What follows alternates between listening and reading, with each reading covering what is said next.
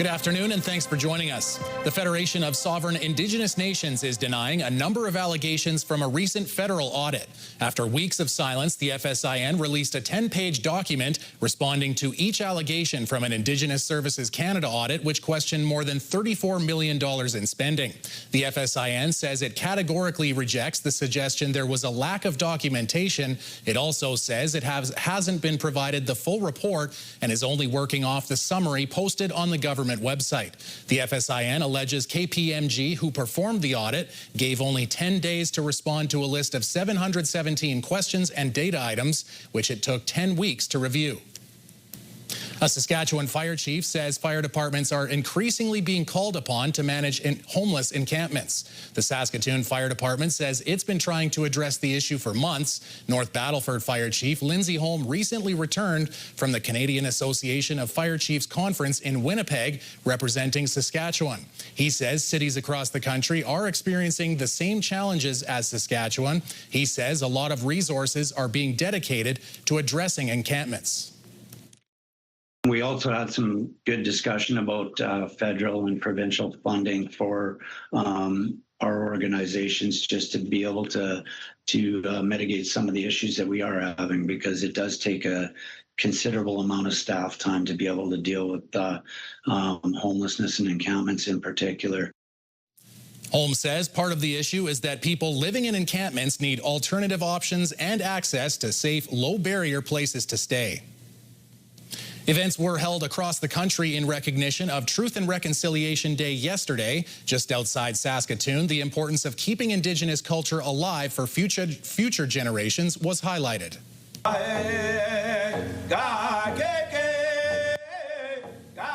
Wanuskewin Heritage Park hosted an event with different teaching opportunities. One of the main themes of the day, keeping language and culture alive on the land it originates from. This was done through storytelling, song, dance, and tours of the heritage site. Germans can go back to Germany, can learn their culture. English can go back to England. You know, the Chinese go back to China. That's their homelands.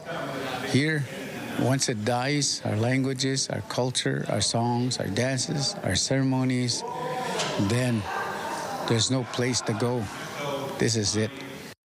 Oasis is part of a group that supports survivors of trauma through reconciliation, healing, and policy making.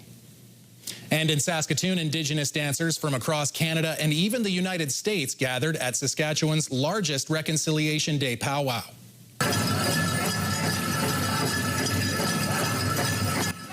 About 800 dancers took the stage for the Saskatoon Tribal Council's Every Child Matters powwow. Jerry Cleland came from Detroit, Michigan to dance. Cleland is Chippewa from the Saginaw, Swan Creek, and Black River Band. He says it's interesting to see different styles of dance north of the border and to share his culture at this powwow. We don't have the reconciliation in the States right now, so you know, Canada's doing an excellent job. This is where we learn about who we are.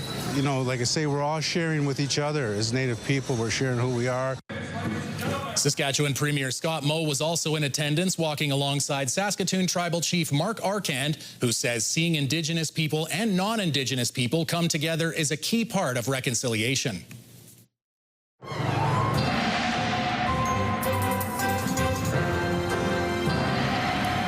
Well, boy, Jeff, I went outside probably around noon, and I thought, I can't believe this sunshine and this heat. It's sunny and warm, and of course, yesterday was just straight up hot.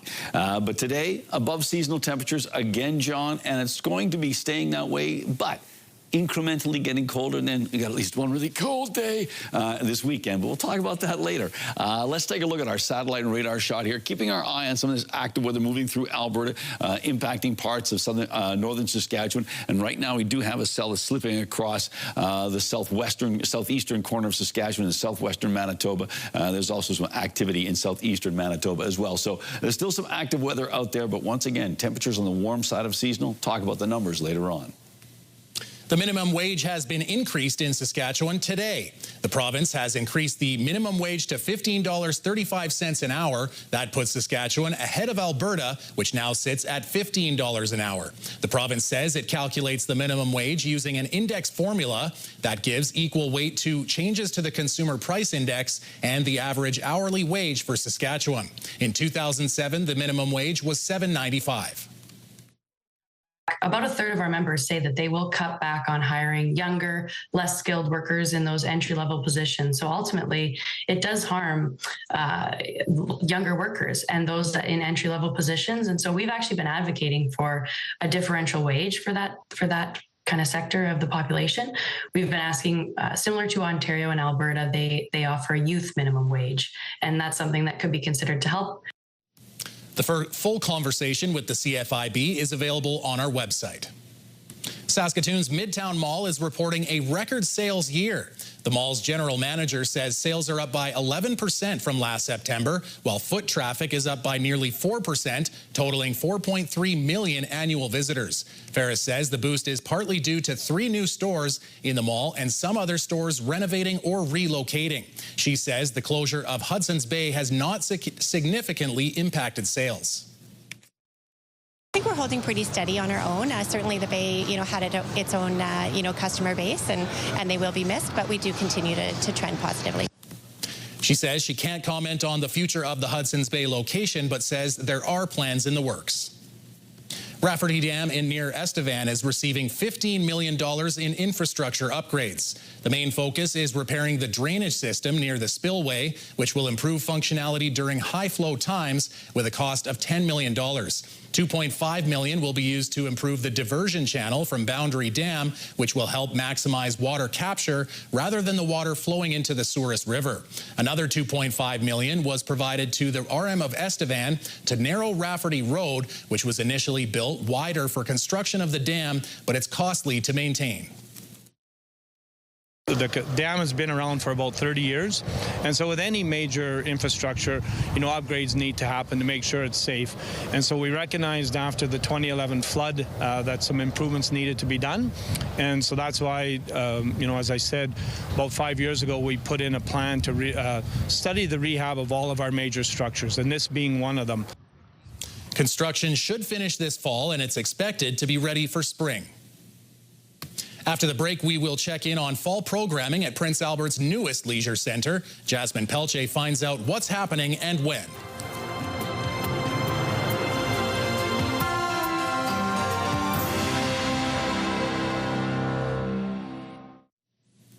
Now that Prince Albert's new leisure center is up and running, fall programming is quickly filling up. Jasmine Pelche finds out what's going on at the leisure center. Tell me about some of the fall programming that we have coming up here. Do you want to start off with the rink side, just so we can get an idea of what's going to be happening this fall? Absolutely. So coming off a busy arena season here, actually, which was exciting to have the summer ice here in Prince Albert. Now that mode kind of switches as we go into the fall one. So one of our largest users, obviously, is Prince Albert Hockey. So the last few weeks, they've been going through a lot of their picking of teams and getting their minor hockey season going. So lots of that's happening. We have an adult rec hockey league going on here. There's some other odd ice bookings that are free, which are for the public. They can call in to rent if they choose to. And on the pool side, what sort of programs are we going to see this fall? Like, I know this is the first fall that it's open, so is there anything unexpected, or is it pretty much the same as similar, aquatic programs we've seen in past years? Yeah, where we're really focused on right now is public programming. We want to get the public into this, what we're a facility that we're very proud of here. So public swim, lane swim and aqua size are very popular and always have been in the city. But we've added some other programs, a century swim. We've added a family swim time. So you'll continue, those are operating right now, and you'll continue to see those programs through the fall. And once again, I would just encourage people to come check it out and come see, the great facility we have here with now having the wave pool, the lazy river, and all those great amenities. Are there swimming lessons coming up in the fall? We're working through lessons. So right now, when we just don't quite have that time yet. So obviously working through the staffing piece of making sure all our public swim is covered off, and then you'll start to see lessons and those different types of programs be added as we continue to operate and move into the fall season here. At the other city facilities like the field house, what's going to be happening this fall in terms of public programming? Yeah, the fall season's, and typically we're always things happening in our facilities, but the fall season, as people are getting back, your kids back into school, the field house is another facility that's very busy where all our fitness programs start to happen again. Drop in, registered. It's a time of season. People coming off the summer, they get back to, maybe want to get back to using the gym and that. So the field house has a wide variety of programs happening there, and I would encourage you to go on our website to check on what's being offered.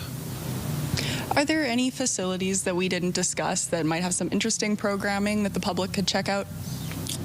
Yeah, I think I would encourage people to always check all our facilities. Once again, my focus a lot is through the recreation side, but we have the Ronks and the Man Art Gallery, another great facility, that I would encourage people to check out the programs and the shows they have to offer, too. But, our library in the city, too. There's another one, another facility that offers different types of programs and offers residents different options. Through our wide variety of facilities and programs and services we offer, I encourage people to, if they ever have questions, to make sure they reach out to us.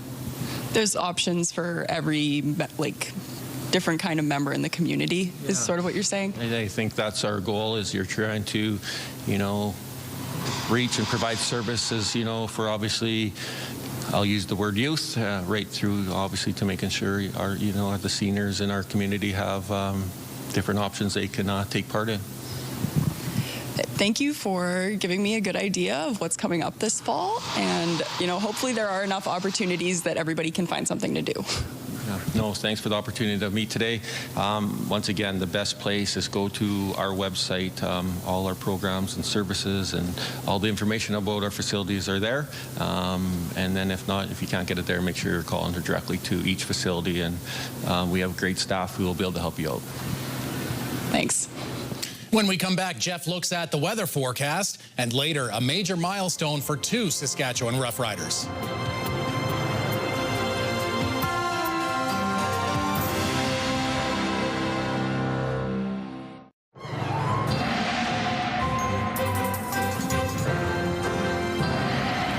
All right, Jeff, this week is kind of like 2 sides of a coin. We had a real nice one yesterday, and I think you hinted at maybe less so at the end of the week. Less so as we head into the weekend. There's no question about it. We are going to see a definite turn down in temperature, but it will still, this time we're actually seeing below seasonal temperatures, but they don't stick around long, which is great. We're keeping our eye on this system off the Canada's west coast. It's certainly generating some rain and scattered showers for long once you get into the interior, but ultimately this is going to move off. Another system, though, is going to be coming into play, so they're not out of the rain yet.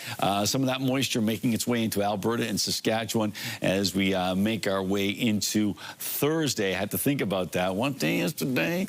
Okay, we've got ourselves the futurecast and the computer modeling indicating, yes, things are going to calm down a little bit in terms of our wind tomorrow, but there's still some instability out there. Earlier today, we had a thunderstorm up in the La Ronge area, so it's not as though the unstable conditions are not in place, because they certainly are. So overnight, in many locations, we'll be dealing with relatively clear skies, just a few clouds out there, some fog patches showing up here and there. 4 degrees overnight in Spiritwood, the same for Battleford's an area. 7 degrees in Candle Lake, 6 in Birch Hill, 6 in Roster, 9 in Nipawin, and Melfort dropping down to 7 degrees in the overnight period. Then tomorrow, well, we're back into above seasonal temperatures. Now, still these are the high teens as opposed to the 20s, but still not too bad at all, considering typically we should be around 14 degrees for much of this region. 17 degrees for Spiritwood, the Battleford's 19, 17 in Candle Lake, 18 in Birch Hills and Rostron and Nipawin and Melfort. So temperatures don't vary all that much, but as I mentioned, yes, it is above seasonal. So for Prince Albert, mainly clear skies overnight, just a few clouds out there. Fog patches showing up in the overnight period. The wind's backing off, though. 6 degrees your expected overnight temperature. And then tomorrow, the winds don't really pick up all that much. Westerly winds at 10 kilometers an hour. Still a relatively warm wind, though. 18 degrees for a daytime high, so certainly above seasonal under mainly cloudy skies. And now as we take a look at our 7-day forecast, we've got ourselves 18 degrees, as I mentioned, on Thursday, 21 on Friday, Saturday, 16, and yikes, 9 degrees on Sunday, and clawing its way back to seasonal temperatures by the time we get to Tuesday, 14 degrees under sunny skies. But then look at this, come on. 1 week from today, 21 degrees and mainly sunny skies. So there you go. I don't like that single digits. No, sir. Well, the last time, Jeff, the Saskatchewan Roughriders had a 1,000-yard rusher and a 1,000-yard receiver in the same season, it was 6 years ago, William Powell and Shaq Evans. But with 4 games remaining in this season, 2 players have already done it. Donovan Mace has more. A.J. Ouellette's second season in Saskatchewan is already a career year. Do you feel like you're playing your best football of your career right now? I do. I feel like I'm moving well. I'm seeing the game well, and I'm a little bit older, so I'm communicating what I want and what I'm seeing out there. Yeah, everything's feeling good right now. And now the tailback has surpassed the 1,000-yard mark for just the second time. Over 1,000 and still counting. A.J. Ouellette gets it down to the Edmonton 20. Ouellette last reached 1,000 yards in 2023 as a member of the Argos, barely crossing the mark that season. Touchdown, Saskatchewan Roughriders, and what a drive for their leading rusher. This year, he set career highs for yards on the ground and is on pace to do so catching the ball as well. Every game, just stacking the run game with the O-line, building confidence for the OC. To call it in, clutch situation. But he's not the only rider reaching a milestone. And it's into the Edmonton zone. And Keyshawn Johnson officially going over 1,000 yards receiving this season. Receiver Keyshawn Johnson also reaching 1,000 yards through the air. It's an accomplishment that, all receivers want to hit. And it's something that I was able to do. But, my main goal was when I came here was to win games and, get to the last game of the season. 2025, just the second CFL season for the Fresno State product, breaking out with the Riders dealing with a slew of injuries to the receiving corps. I give credit to my coach, to my quarterback, having faith in me and to make the play on second down and for our team.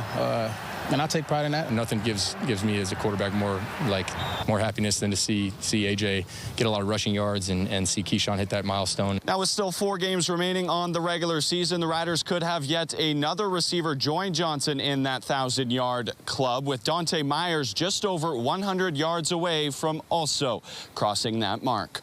Donovan May, CTV News, Regina. For this week's Classic Sports Moments, Matt Young looks back on the only team the Riders have never lost to in the preseason.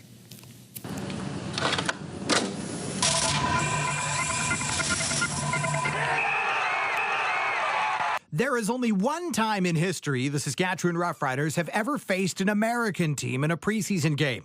In 1994, the Riders faced the Sacramento Gold Miners at Taylor Field. It wasn't televised and streaming wasn't even invented yet, but we found some rare footage of the game.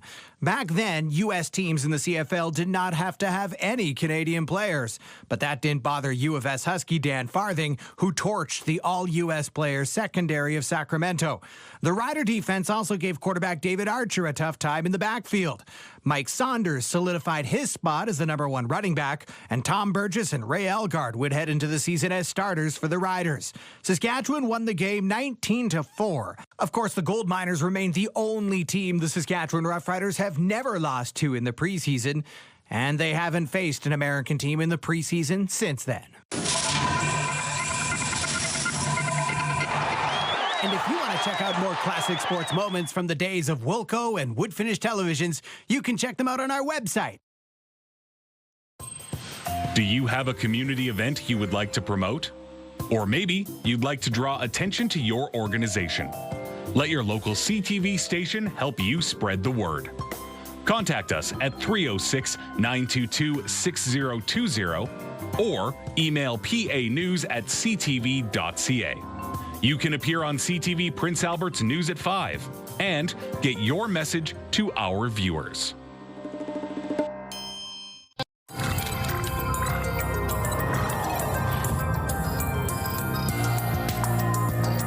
Starting today, newborn babies will be offered an additional layer of defense before going home from the hospital as Saskatchewan joins other provinces in offering a new immunization program. RSV, or respiratory syncytial virus, is one of the most common reasons babies are hospitalized during the winter months. Immunization ensures that all parents can protect their newborns from serious lung infections caused by RSV free of charge and with parental consent. The shot is now offered at 17 locations around the province. It's highly effective at preventing severe RSV. So what we've seen in clinical studies and in real-world data is that the risk of severe RSV and hospitalization after nirsevimab goes down by about 90%. And that's over many studies, many different sites. The RSV program says immunization will free up bed space in hospitals. Brought to you by Saskatchewan Union of Nurses. Thank you to Saskatchewan's 11,000 registered nurses. Okay, Jeff, how much would you pay for your own amusement park? $1 million.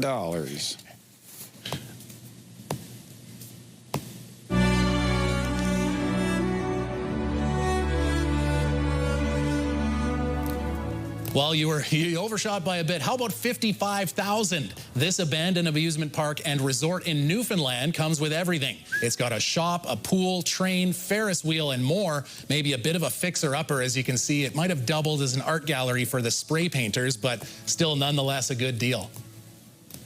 Wow.